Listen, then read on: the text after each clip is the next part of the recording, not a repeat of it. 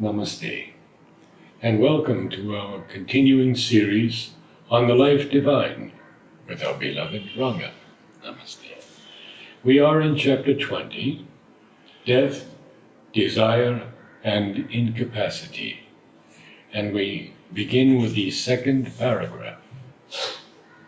But then it appears immediately. So, it's been a full week before we read that, so I'll do one thing. I'll say what he's saying in the first para in different words. Okay, so, from a look, this is my text, this is not Surendra's text. From a look at evolution, we have drawn the conclusion that matter holds life instinct in itself. Life evolves out of matter and itself holds mind instinct within itself. Mind evolves out of life and holds within itself supermind, instinct in itself. Supermind must therefore evolve out of mind in the next stage of coming evolution. Even if mind were not involved in matter and life with its power of mental energy created material forms, still life would be the middle term. Okay, now we go to the next para.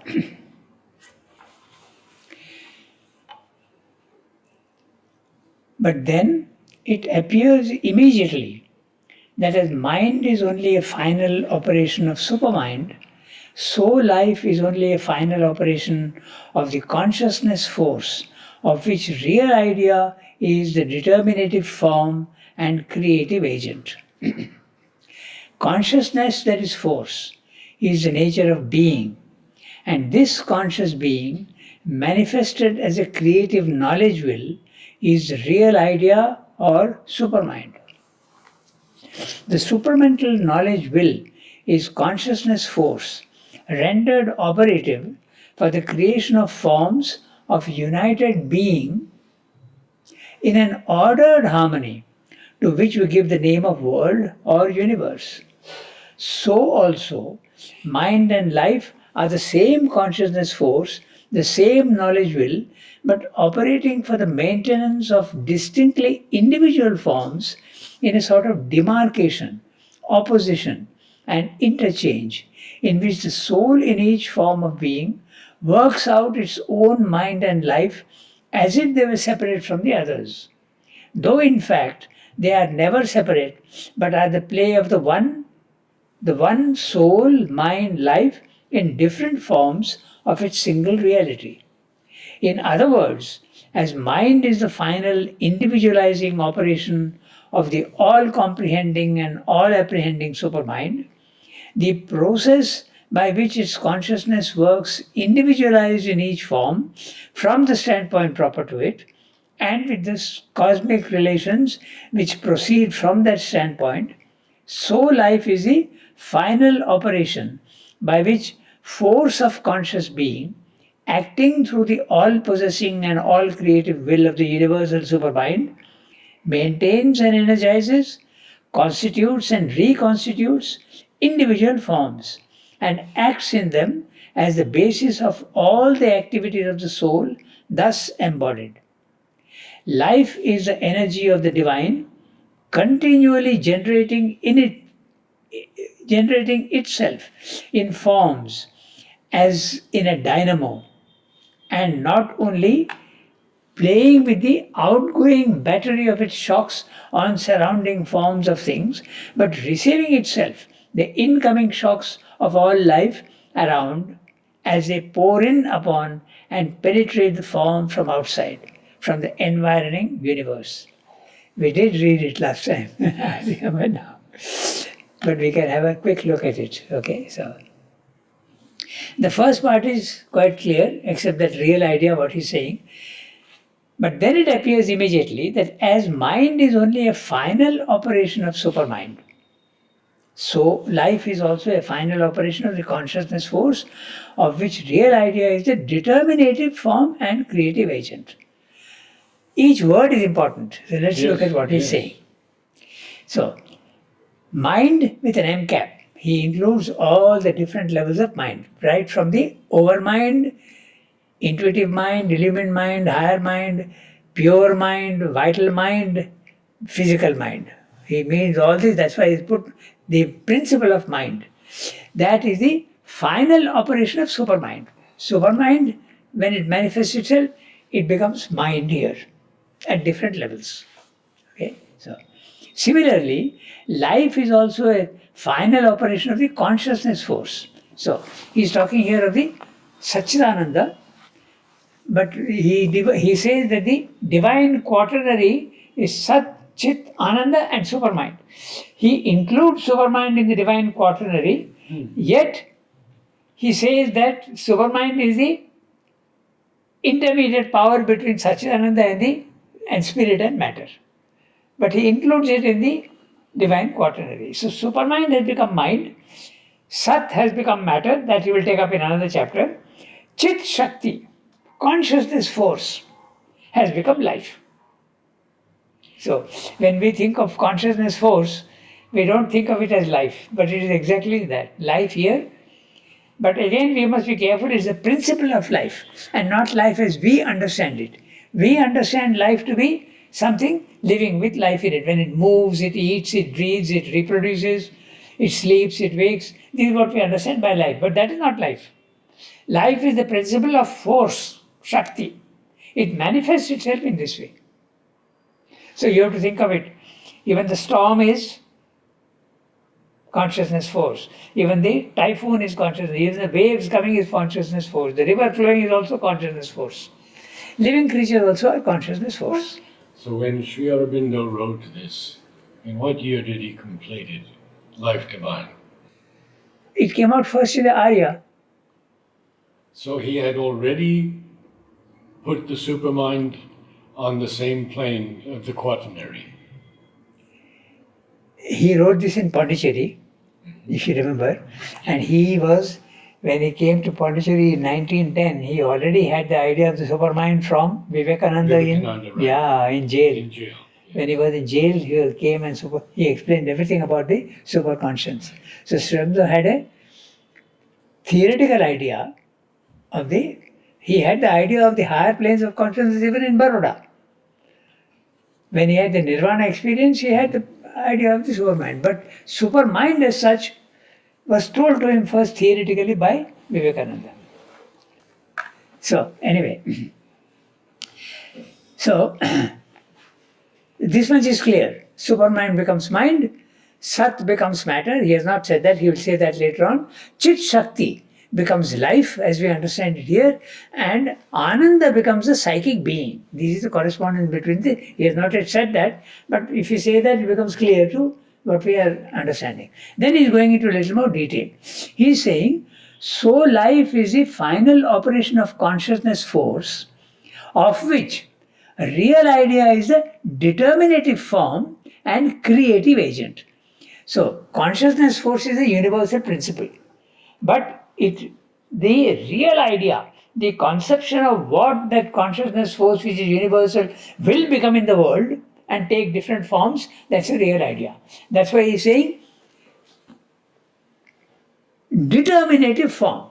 The form gets determined, the form of life, whether it's a cat or a dog or a bear or a human being or an insect or a plant, the real idea creates. It is a formative, it is the form creating power, determinative form and creative agent. That's what he's saying. So the real idea in consciousness force determines what I will create, and it creates it. Determinative in the sense that the form is determined. Form takes a definite shape. This will be this form, this will be that form, this will be a plant, this will be an animal, this will be this sort of animal. That's it. So the real idea in consciousness force does that. And this has been since the beginning of creation. Yes, exactly. Which is steady inside the movement. Gati mein sthiti, sthiti mein gati. Yes. Okay. So of which real idea is the determinative and creative agent. Consciousness, that is force, is nature of being. Now this we have to understand. Consciousness is Chit. Force is Shakti. And nature of being, the substance, that is Sat. Sat can be explained in many ways. He in many places uses the word substance. So Sat is, we have said that before also, Sat is the present participle of the root as, to be, to exist. So Sat means that which is existing. And in the physical world, that which is the most universally existing is matter, substance. So at that highest level, Sat is also, you can think of it as truth. Because what is truth? That which exists is truth. That which doesn't exist is not truth. So the word Sat often used, you use the word existence. That's at its most abstract form. And you can use the word substance because it becomes the most substantial thing here. So that's why he's saying, and being is also used in that sense here. But he says consciousness that is force. Yes. So that's, in other words, consciousness, force and substance are all the same at the highest level. It's a substance which is conscious of itself and it's got a force. It can mold itself into, that's why I like to explain it to the children in this way. Think of a substance. When you think of a substance, you think of it as something hard, and so think of a granite block which has the power to, it is conscious of itself, this granite block. It has the power to mold itself into any form it wants. And while it is doing that, it enjoys what it is doing. This is, now blow that consciousness force into the subtlest. This is what Satchidananda is. You can think of it in that way. Very good. So, that is what you mean by consciousness, that is force, is a nature of being. And this conscious being manifested as a creative knowledge will. It is not only static knowledge, it's also not static will, but it is creative. So, knowledge will, you have to compare it with conscious force. Consciousness applied to a particular task can become knowledge. And will also, when force is used for a particular thing, it becomes a will. And consciousness is necessarily knowledge. So consciousness, force, you can translate the lower world here as knowledge, what's he saying? Will. Knowledge will. In fact, in the West, they use the word knowledge and will. They don't say conscious force. Conscious force is more in India, we use the word Chit Shakti. Okay, so the supramental knowledge will is consciousness force rendered operative for the creation of forms of united being in an ordered harmony, to which we give the name of world or universe. We stop here. So, the supramental knowledge will, this knowledge will, consciousness force in the supermind is creative, rendered operative for the creation of forms. Forms at all levels, subtle forms, gross forms, all forms. Creation of forms of rendered operative for the creation of forms of united being. United being, not the word united being. Everything is united matter. Whether it is stable or human beings or animals or plants, I think it is always matter. And it is all one. We see it as different, but it's all one. United being. Then he's saying, in an ordered harmony, to which we give the name of world or universe. So the world or universe is nothing but consciousness force, Satchidananda, creating forms, but in a harmonious way. This raises a question. We don't see much of harmony in the world, and we had this discussion also last time. The disharmony and the clash of things that we see here in the world is only a superficial phenomenon. What he calls phenomenal. It's a phenomenon because the waves on top of the sea, they seem to be very, very chaotic and very stormy, but deep underneath there is total harmony. So the harmony is there. If we raise our consciousness to a certain level, we will see the harmony behind this apparent clash. But Sri Aurobindo also mentions that he is not too sure that this civilization is going to last. Another civilization will replace it. That's happened in the past. Right. So this civilization disappearing and appearing and all that is part of the phenomenon of the dynamic world. Mm-hmm. And that's a process of the dynamic world is evolving. And so it can throw out. Atlantis was thrown out. There are other creations also which are thrown out. We know so many things now. Pompeii was destroyed. Yes. Dwarka went under the sea. Even the entire Harappan civilization disappeared because the Saraswati river dried up. So there is destruction all the time. And there is also construction. So that is the disharmony that we see, but it's only apparent. It's actually a creative process. That's what he's saying. Yeah. And now we go to the next phrase. So also, mind and life are the same conscious force, the same knowledge will, but operating for the maintenance of distinctly individual forms in a sort of demarcation, opposition, and interchange in which the soul in each form of being works out its own mind and life as if they were separate from the others. So also, mind and life are the same consciousness force, the same knowledge will, but it is creating distinctly individual forms. Those individual forms can be material, they can be vital, they can be mental. There are mental forms, there are vital forms, there are physical forms, all distinctly separate. And in each one, there is a soul which is occupying these forms. And what is that form doing? What is the soul doing? It is creating,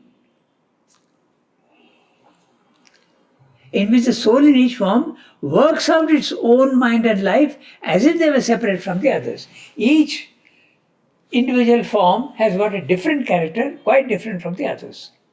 So that one Satchidananda becomes here infinite forms. And each form is different from the others, it seems to be different, but in the background they are all connected. This connectedness, we have to see, all is matter. All our bodies seem to be separate, but they are essentially the same. There are bones everywhere, there is flesh everywhere, there is everywhere the same material. So the sameness is there, but we don't see that. We go to the higher mind level, we start seeing the oneness of things. They say no two leaves are ever the same. Exactly. And yet all leaves are the same. All the same, yes. Yeah. In other words, as mind is the final individualizing operation of the all-comprehending and all-apprehending supermind, the process by which its consciousness works individualized in each form from the standpoint proper to it, and with the cosmic relations which proceed from that standpoint, so life is the final operation by which the force of conscious being, acting through the all-possessing and all-creative will of the universal supermind, maintains, energizes, constitutes and reconstitutes individual forms and acts in them as the basis of all the activities of the soul, thus embodied. Huge sentence with this a lot of phrases included in it. So, in other words, he's saying the same thing in other words. As mind is the final individualizing operation of the all-comprehending and all-apprehending consciousness, supermind. This all-apprehending and all-comprehending we have discussed. All-comprehending means it's a consciousness which includes everything in itself. The many in the one, that's the comprehending consciousness. And the other one is the apprehending consciousness. The divine consciousness goes into each thing and occupies each form. That's the apprehending. This is the nature of the supermind. It's got both. It can do this, it can do that. Okay, so then he's saying the process by which consciousness works, individualized in each form from the standpoint proper to it. In other words, each form that it is making has got its own distinct character. So from the standpoint proper to it, it develops relations with the universe and with others. That's what he's saying. If, by which its consciousness works individualized in each form from the standpoint proper to it. So it will behave and its relations with others will be according to its own nature from the standpoint proper to it. You will behave in a different way, he will behave in a different way, even each plant will behave in a different way, each insect also will behave in a different way. And all are valid. That's the whole point. From its own standpoint, it is valid. From the standpoint proper to it. And with the cosmic relations which proceed from that standpoint. So, each individual form, because of its nature, will have a different relation with the outside world. So, life is the final operation by which the force of conscious being, acting through the all-possessing and all-creative will. So, there is this conscious force which possesses all and creates all creative will of the universal supermind. What does this life do?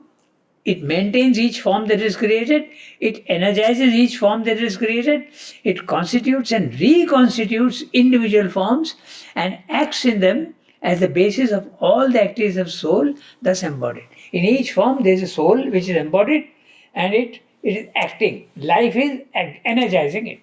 Energizing, forming, dissolving, reconstituting, going on doing that in each form. So each form, in other words, what he's saying is that each form is born, lives, dies. But when it dies, again other forms are, and this is life that is doing the work.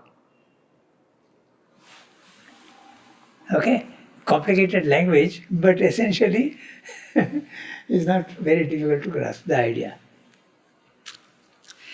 Life is the energy of the divine, continually generating itself in forms as in a dynamo, and not only playing with the outgoing battery of its shocks on surrounding forms of things, but receiving itself the incoming shocks of all life around as they pour in upon and penetrate the form from outside, from the environing universe. In the universe, each form is there, it is sending out its energies, interacting with others, and also receiving the energies. This happens at all the levels. At the physical level also, we are ingesting food and rejecting material. So we are interacting with the universe. At the vital level, people's energies, people's emotions, people's vibrations, sentiments, all enter you, and sometimes it can be very infectious also, and we don't realize that. Sometimes, if you are in the company of some people who are sending out energy, you will get that energy also if you are receptive. You yourself also are sending out your vibrations. So these things, love, hate, and all these things are very, very contagious. It's not that. Mother says that we are like a marketplace. We are constantly receiving things and they are going out, but we're not conscious of it. But when you go to the higher mind level, you become conscious of it. You become conscious. I'll tell you an interesting image which actually illustrates this point. In fact, there were two images. One image is someone has a house. Okay, he has gone out and he has locked the house. But when he comes and opens the house, he sees that there is a wild party going on inside and he doesn't know a single one of them. This is the image that illustrates what Mother is saying about this. That you are open to all the sentiments and vibrations of everybody and they are coming into you. So this person gets furious and says, what the hell, this is my house, get out. But they don't care, they are going on making money, having a big party inside the house. Or there can be another image also. These are images that come to explain to you this fact. At night, you have a house and the house also has got a big garden. But suddenly one gets up in the middle of the night and sees that all sorts of people are crossing the garden. All sorts of people. Why are they coming through my garden? They have no business to come through my garden, but they are coming. They don't care whether it's your house or somebody else's house, but they are coming. This is what actually happens. Material is coming into you, going out of you. Vital vibrations are coming into you, going out of you. Thoughts are coming into you from outside. Srivendra uses very interesting words. I'm saying this because this is what he's saying, the battery of shocks. Thoughts can come into your mind in three ways. Just like a country imports raw material and converts them into finished products, raw material of others' thoughts come into you and you can give it a form. In synthesis, Srivendra says this. Then he says sometimes if India is not wanting raw material but parts, you get the parts and assemble the parts here. So semi-finished thoughts can come into your mind and you will give them a final and it goes out. Or you can import fully manufactured cars or whatever you want. So that also can come. A fully formed thought can come into you and you think that it is your thought, it's not your thought. In the synthesis, he has described this very clearly. So this is how there is constant interchange between the individual form and the universe around it. Now you read that sentence, you will see what he's saying. That's exactly what he's saying. See, he's saying, life is the energy of the divine, continually generating itself in forms as in a dynamo, and not only playing with the outgoing battery of its shocks on surrounding forms of things, but receiving itself the incoming shocks of all life around as they pour in upon and penetrate the form from outside, from the environing universe. This is exactly what he is describing.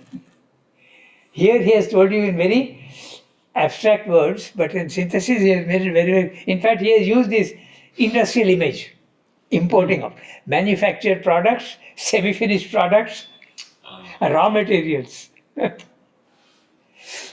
Okay, so this is what life is all about. Constantly sending out vibrations, receiving vibrations.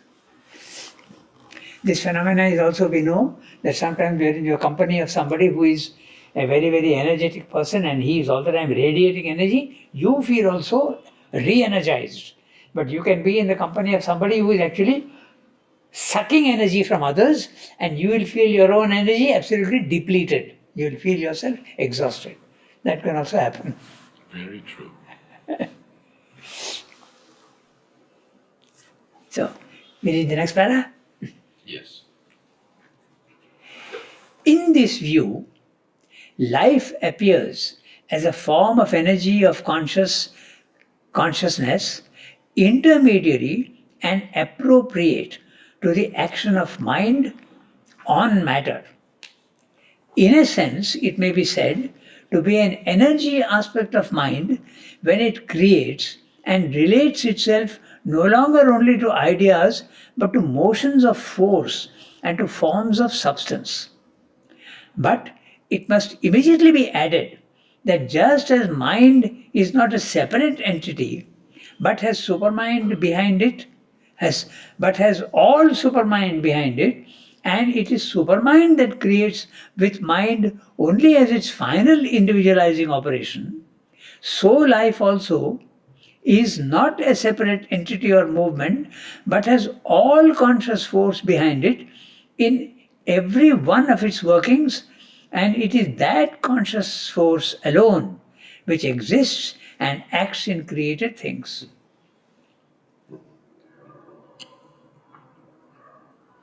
Life is only its final operation, intermediary between mind and body. All that we say of life must therefore be subject to the qualification arising from this dependence. We do not really know life, whether in its nature or its process, unless and until we are aware and grow conscious of that conscious force working in it, of which it is only the external aspect and instrumentation. So consciousness force and life as we know it is only an external aspect and instrumentation. Then only can we perceive and execute with knowledge as individual soul forms and mental and bodily instruments of the divine, the will of God in life. Then only can life and mind proceed in paths and movements of an ever-increasing straightness of the truth in ourselves and things by constant diminishing of the crooked perversions of the ignorance.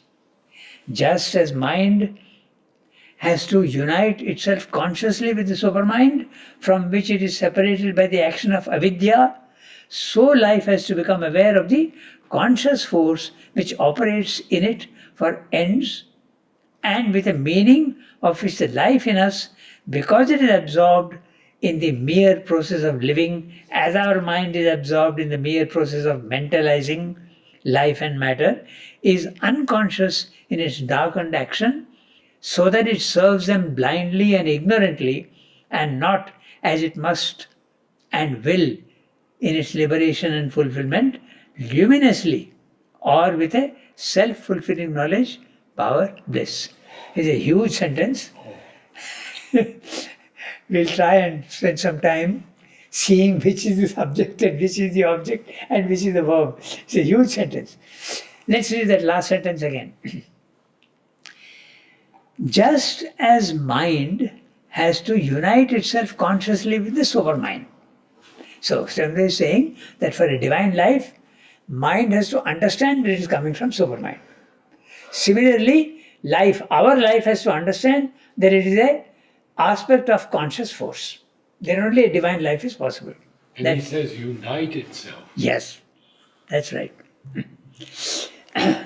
Just as mind has to unite itself consciously with the supermind, from which it is separated by the action of avidya.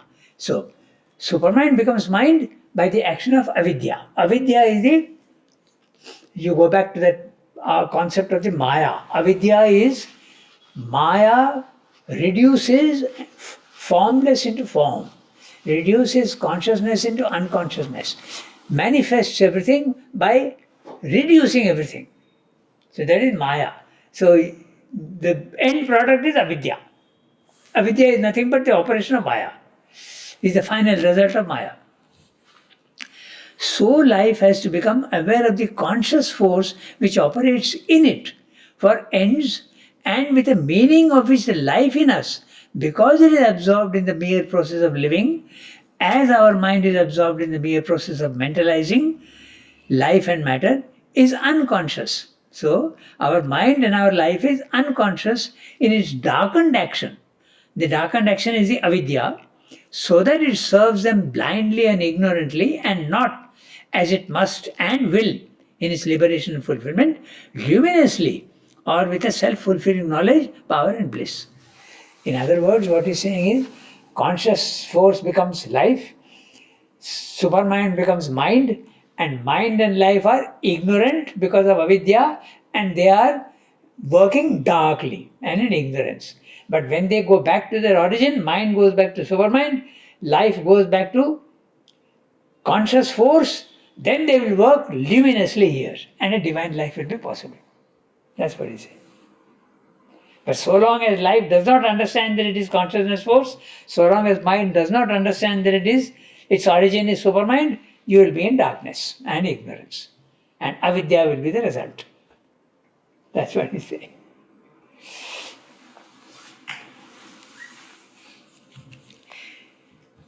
And when that happens, you will be acting with knowledge, power and bliss. Again note, knowledge, chit, power, shakti, bliss, ananda, satchidananda. Constantly he goes on harping back to the origin of things, satchidananda. In fact, our life, because it is subservient to the darkened and dividing operation of mind, is itself darkened and divided, and undergoes all that subjection to death, limitation, weakness, suffering, ignorant functioning, of which the bound and limited creature mind is the parent and cause. We'll read the whole para and come back. The original source of the perversion was, we have seen, the self-limitation of the individual soul, bound to self-ignorance, because it regards itself by an exclusive concentration on a separate self-existent individuality, and regards all cosmic action not only as it presents itself to its own individual consciousness, knowledge, will, force, enjoyment, and limited being, instead of seeing itself as a conscious force of the One and embracing all consciousness, all knowledge, all will, all force, all enjoyment, and all being as one with its own. The universal life in us, obeying this direction of the soul, imprisoned in mind, itself becomes imprisoned in an individual action. It exists and acts as a separate life with a limited, insufficient capacity, undergoing and not freely embracing the shock and pressure of the cosmic life around it. Thrown into the constant cosmic interchange of force in the universe as a poor, limited, individual existence, life at first helplessly suffers and obeys the giant interplay with only a mechanical reaction upon all that attacks, devours, enjoys, uses, and drives it. But as consciousness develops, as the light of its own being emerges from the inner darkness of the involutionary sleep, the individual existence becomes dimly aware of the power in it and seeks first nervously, then mentally, to master, use, and enjoy the play. This awakening to the power in it is the gradual awakening to self. For life is force, and force is power, and power is will, and will is the working of the master consciousness.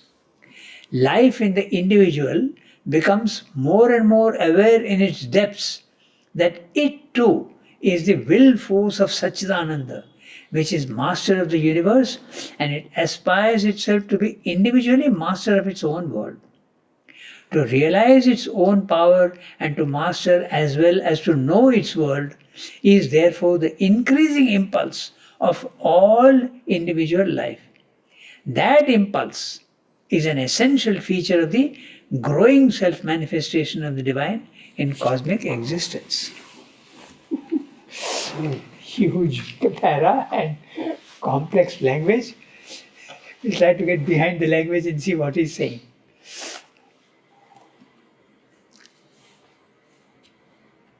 Sri Aurobindo language is all comprehending. And we have to sort of reduce the universal type of meaning that he's giving to individual examples we have to give ourselves, then we understand what he's saying. Because his knowledge is always cosmic.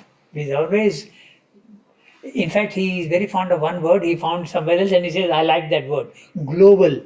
His vision of things is global. And that's why he goes on, his sentences also become like that, complex. So, we'll see what he's saying here and we'll see that global aspect also of what he's doing. In fact, our life, now he's saying our life, because it is subservient to the darkened and dividing operations of mind. So, let's get this straight. It is mind that divides and darkens. It is the principle of division. It starts right at the overmind, the division. But when it comes down to us, the division is almost full. In the beginning, it is not a division, it's a demarcation. He has used the word earlier, if you remember. If you, at the overmind level, if you want, or slightly, the potentiality for division is there. But it is only demarcated. It's like, if you want to take the difference between demarcation and division, you take a picture. And I want to make a jigsaw puzzle out of it. So I mark out with a pencil all that I am going to cut out the pieces. That is demarcated. At the overmind level, you see the full picture and you also see the potential different parts. You come one more step down, the jigsaw puzzle is all separate. All the pieces are separate. So now the soul in ignorance has to reconstitute that entire picture by yoga and intense sadhana and reconnect and get the whole picture again, the oneness of things. That is what has to be done. So this is what he's saying. Dividing operation of mind is itself. Mind itself is a divider and a darkener. Similarly, life also becomes darkened and divided and undergoes all that subjection to death, limitation, weakness, suffering, ignorant functioning of his the bound and limited creature mind is the parent and cause. Note the word creature mind. Mind at slightly higher levels, you start seeing more universally and more connectedly. But the creature mind is the one that doesn't see that. The creature mind can start even at the worm level. Even at the human level, it is creature mind. But once you go into the higher mind level, it is spiritual mind. It's not creature mind anymore. Creature mind, insect mind, animal mind, human mind, creature mind. But above that is not creature mind anymore. It becomes more universal. So, is the apparent cause and parent and cause. So it is mind that makes this division.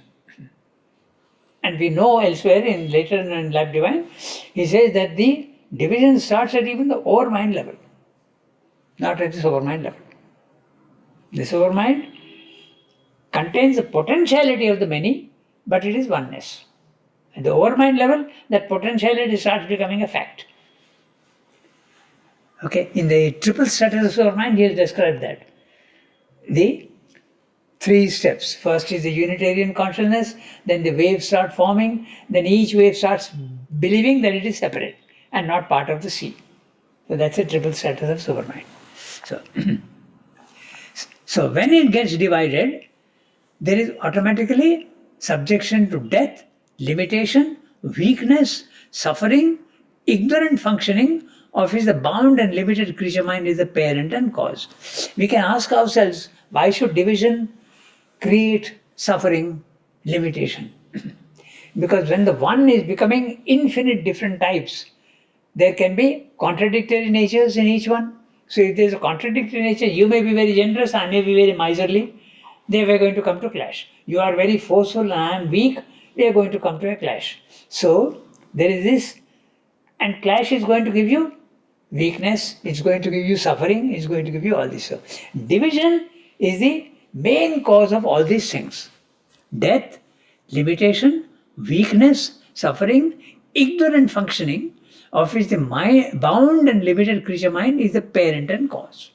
So if you go above the creature mind, all these things start becoming less and less. In fact, you go to the higher mind, you start seeing that you are immortal. You are not subject to death anymore. Your weakness also is gone. All that belongs to the body, mind, life, not yourself, not your consciousness. We go to the next sentence. The original source of the perversion was, we have seen, the self-limitation of the individual soul bound to self-ignorance because it regards itself by an exclusive concentration as a separate self-existent individuality and regards all cosmic action only as it presents itself, only as it presents itself to its own individual consciousness, knowledge, will, force, enjoyment, and limited being, instead of seeing itself as a conscious force of the one and embracing all consciousness, all knowledge, all will, all force, all enjoyment, all being as one with its own. We see our self as separate from everybody else. So your enjoyment is your enjoyment, my enjoyment is my enjoyment. Your thoughts are your thoughts, my thoughts are my thoughts. But if I get rid of my identification with body, mind, life and go up, I start seeing the oneness. I start seeing everything as one. And again he is using all these words. See, knowledge corresponds to chit, will, force. He is also using the word force. Enjoyment. And so all these things again, Sat, Chit, Shakti, Ananda, all of them get divided here. And when it goes up, it becomes one. The universal life in us, obeying this direction of the soul, imprisoned in mind, itself becomes imprisoned in an individual action. So, the universal life in us, obeying this direction of the soul, imprisoned in mind, itself becomes imprisoned in an individual action. The universal life becomes individual life and becomes subject to all this pain, suffering and all. It exists and acts as a separate life with a limited, insufficient capacity, undergoing and not freely embracing the shock and pressure of all cosmic life around it. Note the words, freely embracing the shock and pressure of the cosmic life around it. We'll finish the sentence, para, they'll come back. Thrown into the constant cosmic interchange of force in the universe as a poor, limited, individual existence, life at first helplessly suffers and obeys the giant interplay with only a mechanical reaction upon all that attacks, devours, enjoys, uses, drives it. But as consciousness develops, as the light of its own being emerges from the inert darkness of the involutionary sleep, the individual existence becomes dimly aware of the power in it and seeks first nervously, then mentally to master, use, and enjoy the play. This awakening to the power in it is the gradual awakening to self. For life is force, and force is power, and power is will, and will is the working of the master consciousness. Life in the individual becomes more and more aware in its depths that it too is the will force of Satchidananda, which is master of the universe, and it aspires itself to be individually master of its own world. To realize its own power and to master as well as to know its world is therefore the increasing impulse of all individual life. That impulse is an essential feature of the growing self-manifestation of the divine in cosmic existence. Actually, we have to look at each sentence to see what he's saying. First, he's describing life at the animal stage, where there is suffering, a tremendous amount of suffering. Then when it evolves and man comes into, he starts realizing that there is supermind behind his mind, there is conscious force behind his life, and there is universal matter behind his body. That he starts understanding. But he has not said that so clearly. He has given very wide description of the suffering and all that. This sentence that he's talking about here, life at first helplessly. Yes, life at first helplessly suffers and obeys the giant interplay with a mechanical reaction upon all that attacks, devours, enjoys, uses, drives it. This is typical of the animal world. Devours. Yes. One is devouring, but it is also enjoying. And it is using other life. So if you see the plant life and all that, go into detail, you will see that this is happening. So uses, for instance, parasite plants, parasite animals, they are using life, others' life. So certainly is using the word using. A parasitic plant is using the life of the parent plant. Yes. That's why using, he's using the word using also. We have a specific parasite in Pondicherry that covers trees at times. You can see the yellow tendrils or things. They stick to the bark. Exactly. And you can't pull them out. It is going and sucking the life energy out of You can't pull them out. of the tree. You have to cut the branch off. So Senda is so particular. The way he's using each word has got a meaning. So look at that. Life at first helplessly suffers and obeys the giant interplay with only a mechanical reaction upon all that attacks, devours, enjoys. The one who is devouring is enjoying. Uses and drives it. It also drives it. Life is also driving everything. When I read this first one, I thought of this suffering that he's talking about. Helplessly suffers. First, helplessly suffers. I used to go out for walks, okay? And in Pondicherry, there are people who keep dogs at home, but sometimes if you've got 5 or 6 pups, you don't know what to do. And unfortunately, they do that. They take 4 or 5 pups and go and leave them in a corner in the park or somewhere. So when we used to go out for walking and all that, we used to see slowly these whimpering, suffering little things without food, without any shelter, nothing, rain, sun, everything. Slowly they die out, or sometimes they're lucky, some people come and pick them up and take them away. So helplessly suffers.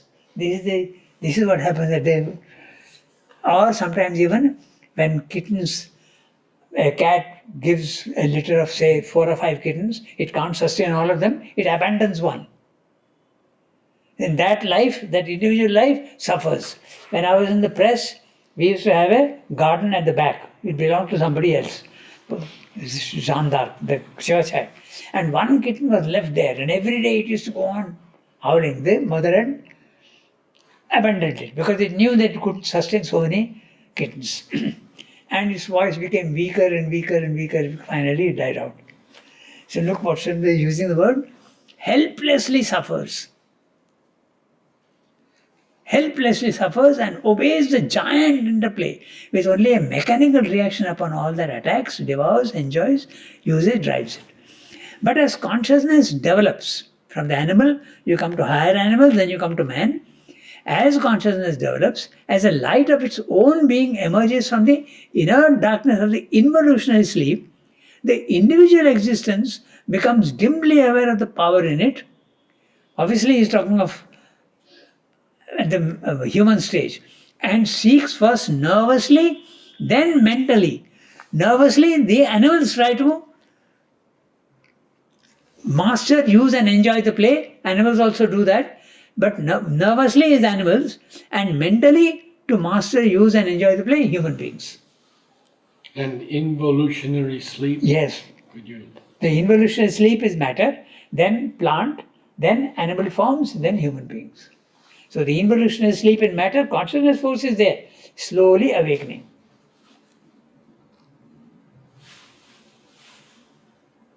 And when he says first nervously, maybe he's even talking of plants. Because plants are trying to survive by drawing energy from the sun, by drawing water from. So nervously they are trying to survive. The mother speaks of how they compete with each other for the light. Yes, that and also. How many die out because there's no light. That's right. And same with water also. We have a thing about the forests. They begin with these, I can't quite remember the name now, nurse trees. And the nurse trees provide the shade for the slow-growing, long-lived trees. And as they grow, the nurse trees die out. And then that repeats itself again after a fire, after some desolation. Yeah. So there is consciousness force even in that level, at a dimly, yes. In involutionary sleep he's talking yes. about, and gradually awakening. And finally at the human level, you start understanding that behind all this there is a Satchidananda. You were describing this paragraph like from plant life, animal life, and mental life. So but I feel it's also like the animal man, mental man, and spiritual man. Yes. So this paragraph can also be looked from that perspective. Yes. That's what he's saying actually. There's an involutionary sleep, there is a slow awakening. And finally at the human spiritual man, you realize that Satchidananda is creating all these things. But when you don't know that, you are in the divided creature mind consciousness, you are in ignorance. But that phrase of helplessly suffers and all of that can be applied to the animal man. Also, yes, of course. Human beings also suffer helplessly when they're ignorant. When a tsunami comes and wipes out a whole family, one survivor is there, he suffers helplessly. This awakening to the power in it is a gradual awakening to self. So, I don't know what he means exactly. Self is using a lowercase self. Yes. But if you use the uppercase self, it would mean the higher mind level where you realize that you are the infinite. You are really the infinite. But also, the animal is conscious only of the outside world. It doesn't have an in look. Human beings at a very undeveloped stage also have an outside look. They are not conscious of themselves. Only the mentally developed man looks into himself and sees that he has an individual consciousness and he is separate from the universe, he has an individuality. He starts becoming conscious of his own individuality. Maybe it's simply meaning that this awakening to the power in it is a gradual awakening to self. You start realizing your own individuality. It's individual awareness slowly. Yes. Yes. But you will see that many human beings, even at the lower levels, they are not conscious of their own individuality. They are more conscious of the world outside. They are more like animals. Of course, the animals are fully outside. They are not conscious of their own existence. So by self, he means that you start going inwards. Then, for life is force, and force is power, and power is will, and will is the working of the master consciousness. It's going step by step. Life in the individual becomes more and more aware in its depths that it too is the will force of Satchidananda, which is master of the universe, and it aspires itself to be individually master of its own world. All human beings try to master themselves if they are developed, or master at least the universe. That's what science is doing. It's always trying to master the universe around it. We are building dams to master the power of the river. We are building different things to master the power of wind. That's what we are doing all the time. So we are trying to become master of the universe, but also master of ourselves when you become more conscious. To be individually master of its own world. To realize its own power and to master as well as to know its world is therefore the increasing impulse of all individual life. You are trying to understand the world and understand yourself and also master the world and master yourself. Individual life. Individual life beginning from the lowest level to the highest level of individual life would be what? Man, spiritual man. Because after that, it's a universal consciousness. So, individuality then starts becoming less and less important. But the next part of that sentence explains that. Yeah. To realize, that's what you mean? The divine in cosmic existence. Master of the universe aspires itself to be individually master of its own world. To realize its own power and to master as well as to know its world is therefore the increasing impulse of all individual life. That impulse is an essential feature of the growing self-manifestation of the divine in cosmic existence. Like individuality will then change to conscious individuality, like a fully conscious individuality. It will Yes. diminish itself fully, right? The individual becomes cosmic. Individuality remains, ego disappears. Yes. Ego disappears, but you realize that you are universal. But who is realizing that you are universal? The true individual. Yes. Individual has become universal. Somebody is having the experience of a cosmic consciousness. Who is that? That's a true individual.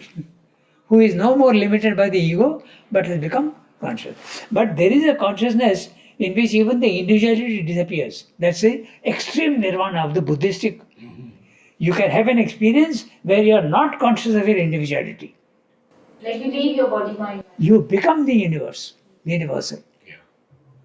You don't feel that I am experiencing universality. You don't feel that. That also serves the describes. Thank you, Ram.